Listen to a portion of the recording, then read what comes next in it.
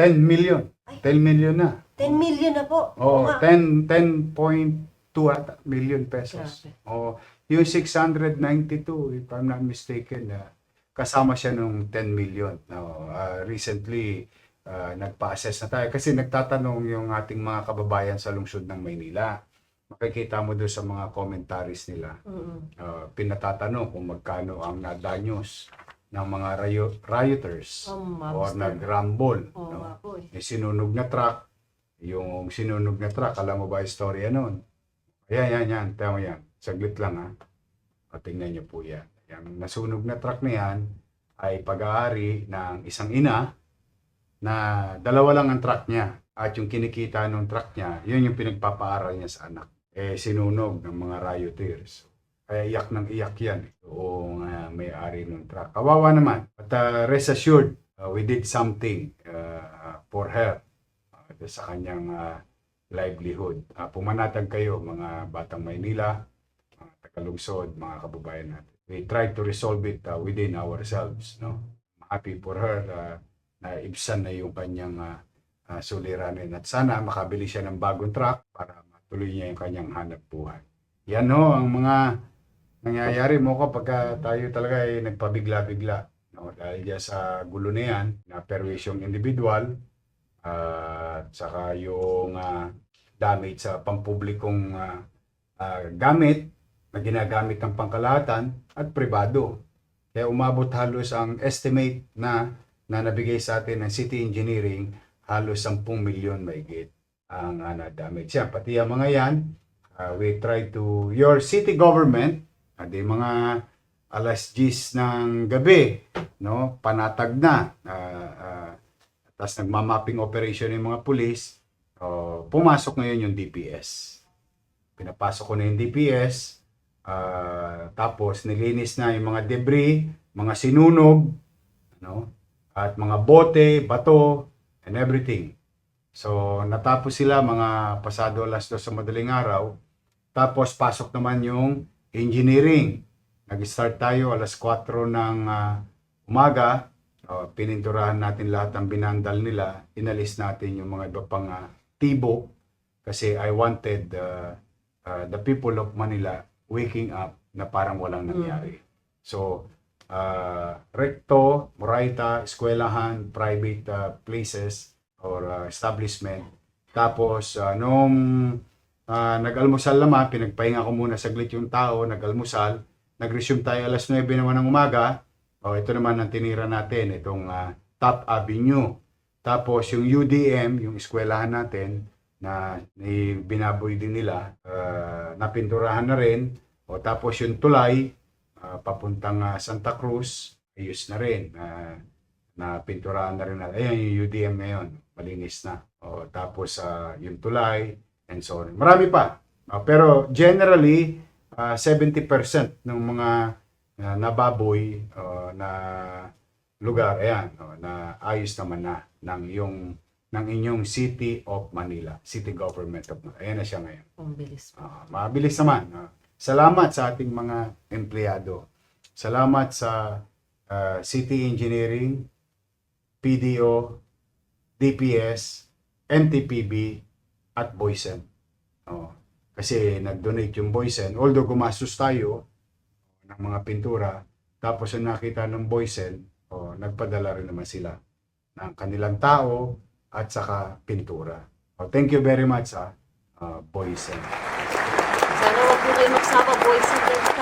Alright mga kababayan, so ito po yung katatapos lamang na Your Miss Hour po ni Mayor Isko at nakapagbigay na po siya ng update again sa nangyaring rally po nung September 21st, 2025 dito nga po sa lungsod ng Maynila, no. At grabe, no, dahil umabot pala ng 10 million yung kabuuang nasira po dito po sa nangyaring riot dito po sa lungsod ng Maynila. At hindi po biro itong halaga na ito mga kababayan dahil marami po ang mga negosyo po ang nagsara dahil po dito sa nangyaring rally po noong September 21st, no. At actually yung nandito nga tayo sa Minjola at dito sa kahabaan ng rekto na binisita po natin ay napakarami po ng mga negosyo dyan ang nagsara kahit maaga pa lang dahil nga po sa umiinit na tagpo dyan sa lugar na yan dahil yung mga kabataan nga po ay tila no, nagwala. Parang nagkaroon nga po ng isang malaking riot at naging battleground nga po itong Recto. At talagang makikita nyo naman dito nga po sa ipinakita nating video yung iniwang pinsala ng mga kabataan dito. At nakakalungkot lang mga kababayan dahil nga dito sa napag-alaman na natin na ito nga pong truck na sinunog nila malapit dito sa Ayala Bridge ay pag-aari po ng isang ina na pinapaaral po ang kanyang mga anak. At itong truck na to ay dadalawang unit lamang to na ginagamit nila upang itaguyod nga itong kanilang pamilya. At sa kasamaang palad nga mga kababayan ay hindi nakaligtas dito sa mga kabataan na nag-riot dito at sinunog pa itong truck na to. Ngunit nakakatuwa sa kabilang banda dahil ang pamahalang lungsod ng Maynila, lalo na itong si Mayor Isko, ay gumawa na po ng mga ilang hakbang upang tulungan po sa livelihood itong biktima po ng riot na to. At sabi nga ni Mayor Isko, sana ay siya ay makabili ulit ng kanyang bagong truck no na gagamitin sa kanilang pangkabuhayan. Kaya kung titignan natin mga kababayan, no, wala talagang magandang maidudulot itong rally na nagkakasakitan. Kasi supposedly dapat itong rally na to mga kababayan ay peaceful rally.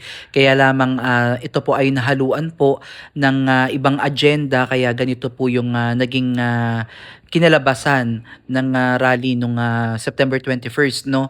At hindi naman natin ninanais na mangyari itong bagay na to dahil isa lang naman ang hangarin ng ating mga kababayan yung mailabas nila yung kanilang sama ng loob at galit no sa pamamagitan ng peaceful rally dapat no. At ito ngang nangyari na to mga kababayan ay hindi inaasahan ng nakakarami at nakakalungkot dahil may nabalitaan tayo na namatay nga po dahil nga po sa nangyaring kaguluhan, and also may mga sa hanay naman po ng kapulisan ay may mga nasaktan din po at talagang yung trauma na dala ng nagdaang rally na to ay talagang hindi makakalimutan no ng mga taong naging biktima nito. So sa nakita natin at nasaksihan natin during this rally ay talagang napaka-intense no dahil iba't ibang grupo po yung nakita natin na dumalo dito sa rally anti-corruption na nakita ko yung pagkakahati-hati